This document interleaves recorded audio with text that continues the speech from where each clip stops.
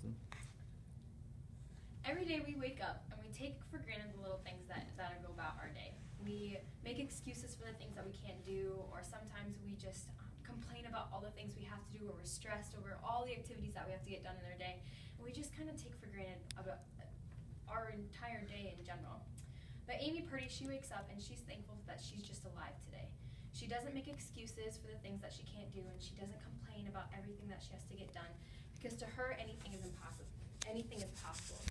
I'll be telling you about who Amy Purdy is, as well as the life-changing event that happened to her, as well as the accomplishments that she was able to achieve afterwards.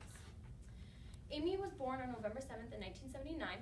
She in Las Vegas, Nevada. She was born to Steph and Sherry Purdy, her mom and her dad.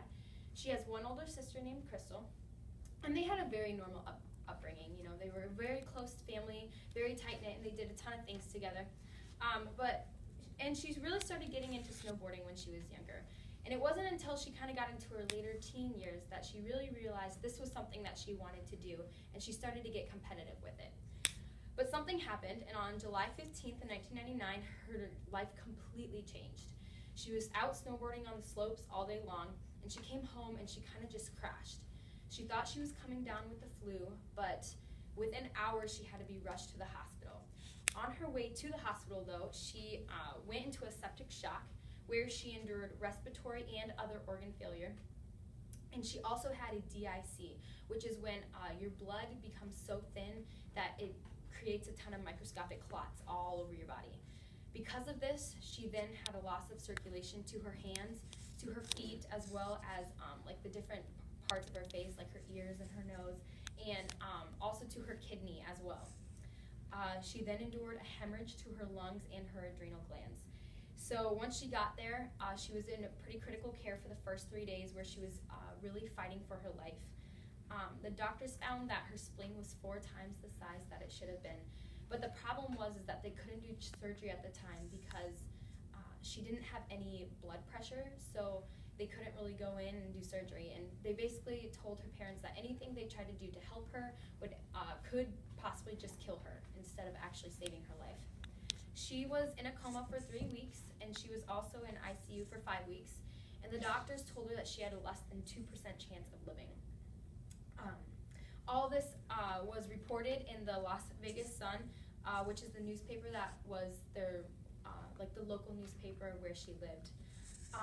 The doctor said that they finally diagnosed her with Neisseria meningitis, which is a bacteria that causes actual meningitis, which she had contracted. And according to CDC.gov, which is the Centers for Disease Control and Prevention, this is where the lining of your brain and your spinal cord becomes infected. And because it becomes infected, it then creates your whole blood the bloodstream to become infected as well, and kind of forces like the body to shut down. The symptoms are just like the flu. Many times when people get this, they just think they have the cold or the flu, and they don't really do anything about it. But the problem is within hours, your life can be in danger, and you could end up dying if you don't receive help right away. Her case was really rare, though, because she had actually contracted the disease a month before, which is kind of unheard of because, like I said, it only takes a couple hours for you to die once you have contracted it. But she was so physically fit and she was so healthy that it didn't really affect her until she had actually gotten sick, like a month later. So it was really weird. And although she did end up living, she had some repercussions. And on August 17th, both her legs below her knee had to be amputated off. She also endured kidney failure, so her father was able to give her one of his kidneys. Later on in her life, she's on Dancing with the Stars, which I'll tell you more about later. But many times they do like a TV interview with them, and on that TV interview, she said, this was a night where she was paying tribute to her dad, and she said, I always say that my dad gave me life twice. He brought me into this world, and then through his gift, he kept me in this world. And this really just shows how tight they were able to become after this, and how she really understood how lucky she was to be alive. But she didn't let this stop her. She wanted to move past this injury. She wanted to get back out and snowboard and do all this kind of stuff. So she told herself that she would snowboard again no matter what, and that's exactly what she did. After her initial hospitalization, she was snowboarding 7 months afterwards, And after she went back and had her kidney transplant, she was snowboarding 11 months after that. According to TeamUSA.org, which is the official site for Team USA, she is, as of today, one of the top-ranked adaptive snowboarders in the world. She's won several national titles as well as 3 World Cup gold medals. She was also one of the leading influencers that got the snowboarding cross division into the X Games, and as well as into Sochi, Russia, where it debuted in 2014. And she was able to compete in that division, and she won the bronze medal, so it was pretty cool. Afterwards, right after Sochi, she went to Dancing with the Stars, like I said earlier. She was the first Paralympic athlete ever to be able to compete on Dancing with the Stars.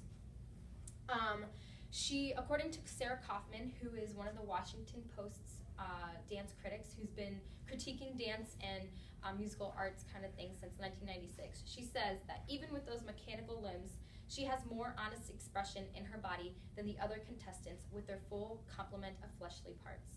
So basically, you couldn't even tell that she was dancing on 2 prosthetic legs. She ended up getting second right behind Meryl Davis, who won the gold medal in Sochi with her partner for figure skating. So the snowboarder with 2 prosthetic legs came right behind a figure skater who's been dancing her entire life. It kind of makes sense, but it's still like amazing that she was able to accomplish such a feat and even compete with somebody to that measure. Amy Purdy is truly an inspiration. She not only defeated meningitis, but she was able to move on and not let it define her through her snowboarding and her dancing.